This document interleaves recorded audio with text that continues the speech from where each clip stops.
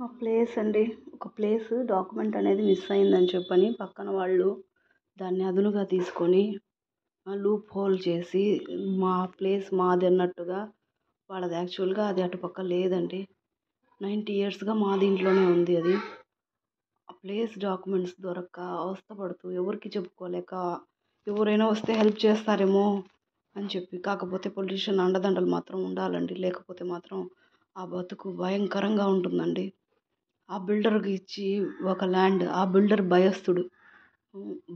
Building start చేయకుండా అటుపక్క ఆ వ్యక్తికి ఇంకా అలుసుగా అయిపోయి ఇతను భయపడి స్టార్ట్ చేయకుండా అదేమంటే డాక్యుమెంట్ లేదని చెప్పి అక్కడ సర్వేయర్స్ ఏమో అది మీ ప్లేసే అమ్మా, ఇన్ని ఇయర్స్‌గా మీకు ఉంది, అది మీది ఉంది, రేపు ఎక్కడికి పోయినా కోర్టుకు వేశారండి పక్కన వాళ్ళు. మేము చెప్పాం మీది లేదన్నప్పుడు సరే ఒకరు తీసుకురండి, పక్కన వాళ్ళు డాక్యుమెంట్ మిస్ అయిందని చెప్పి కోర్టు కేసు వేశారు.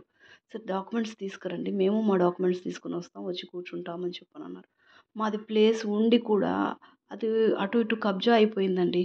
కబ్జా అయిపోయి మా దగ్గర డాక్యుమెంట్స్ కూడా ఉండి కూడా అదునుగా ఇది చేసుకొని బిల్డరు పక్కన వాడికి భయపడిపోయి స్టార్ట్ చేయకుండా దగ్గర దగ్గర 2-3 సంవత్సరాలుగా అల్లాడిస్తున్నాడండి. ఆ లాయర్ కూడా చెప్పిన అతను నేను చదవడానికి ఇంత నేనే వెళ్ళి కొలతలు వేసుకున్నాను. ఒక్కొక్కరి దగ్గర ఒక్కొక్కరి మాట.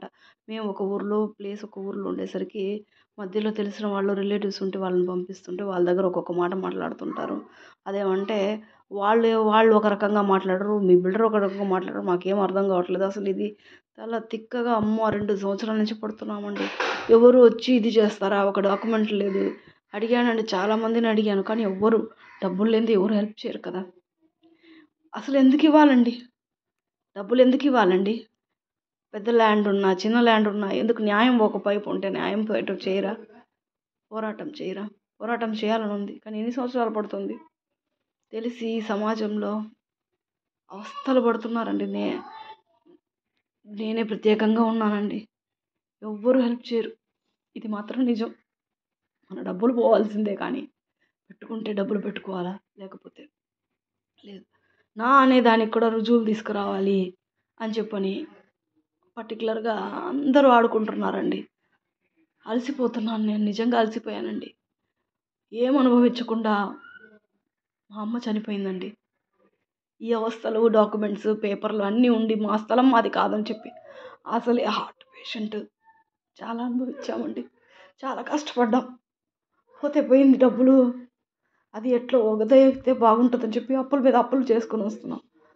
కానీ ఒక్కరికి మనస్సాక్షి లేకుండా ఎవరిని రీచ్ అవ్వాలో తెలీదు. కరెక్ట్గా పెట్టుకున్న బిల్డర్ బాగలేడు, లాయరు బాగలేదు. వర్ణనాతీతం అండి మా బాధలు. ఒకవేళ ఉన్నా ఎందుకు ఇవ్వాలండి? న్యాయం మా పక్కన ఉండేది మాదన్నప్పుడు మేము ఎందుకు ఇవ్వాలి డబ్బులు? ఎంతెంత డబ్బులు అడుగుతున్నారు తెలుసా అండి? అప్పులు చేయలేక నరక అవస్థ పడుతున్నాం, నరక యాతన. ఎవరు ఆదుకుంటారు? ఎవ్వరు ఆదుకోరు. అందరూ డబ్బులు ఇస్తే ముందుకు వస్తారు, ఎవరైనా డబ్బులు వస్తే ముందుకు వస్తారు. ఏం చేయలేని పరిస్థితుల్లో ఈ వీడియో పెడుతున్నాను. అప్పటికి లాయర్ దగ్గర అడిగామండి, మేము మొత్తం అయిన తర్వాత ఎంతో కొంత ఇస్తామంటే పక్కన వాళ్ళు 10 సంవత్సరాలు మీరు ఇప్పుడు గెలిచిన హైకోర్టుకి వెళ్తారు, వాళ్ళు సుప్రీంకోర్టుకి వెళ్తారని చెప్పి చెప్తున్నారండి లాయర్. అతను ఒక లాయరా అండి? మీ సైడ్ నేను వాదిస్తానని చెప్పి చెప్పాలండి. ఒక పర్టికులర్ ల్యాండ్ ఉంది, ఎప్పుడో ఫోటోలు తీసాము, ఒక చిన్న ఇది బొమ్మ ఉందంటే పక్కింటి వాళ్ళది డోర్ నెంబర్ లేదే అంటారు. డోర్ల నెంబర్తో ఫోన్ నెంబర్ తీసుకుంటారా? ఇట్లా ఇది ఎలా ఉందంటే చెప్తారు కదండి కోసం ఇంకొకరు ఎంతమందిని హెల్ప్ అవుతామన్నా, అన్న హెల్ప్ చేయండి అన్న అని చెప్పని అంటుంటే డబ్బులు చేస్తాం చేస్తే మాత్రం వాళ్ళకి డబ్బులు వస్తుంది. అమ్మో డబ్బులు వద్దండి, మీరు వద్దండి, సరే మీరు హెల్ప్ చేస్తారా అని చెప్పండి. లేదు, వాళ్ళు ఎవరు ఒక్కొక్కరు బాధపడుతున్నాం. ఎట్లా చెప్పాలో అర్థం కాదు, ఎవరిని అడగాలో అర్థం కాదు. అడుగుతామో అని చెప్పి ఎవరికి చాలా తెలియదు. అసలు నిజమేనా కాదా? మంచి ఒక నాయకులు ముందు ప్రజల ముందు ఒకలాగా, ప్రజల తర్వాత నాకు ఒకలాగా ఏం చేయాలో తెలియలేదండి పరిస్థితి.